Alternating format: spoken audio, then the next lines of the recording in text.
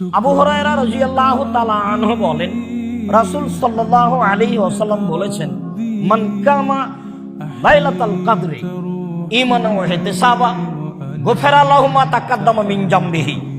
কেউ যদি ঈমান সহকারে নেকির আশায় শেষের দশক বা রমজানের তারাবি পড়ে, তাহলে তার অতীতের পাপকে ক্ষমা করা হবে।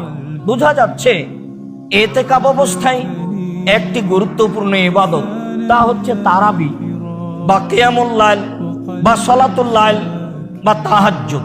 যা বোঝা যায় ইতিকাফ অবস্থায় করণীয় একটা গুরুত্বপূর্ণ অংশ হচ্ছে যে লাইলাতুল কদরকে অন্বেষণের আশায় বেশি বেশি ইবাদত করা।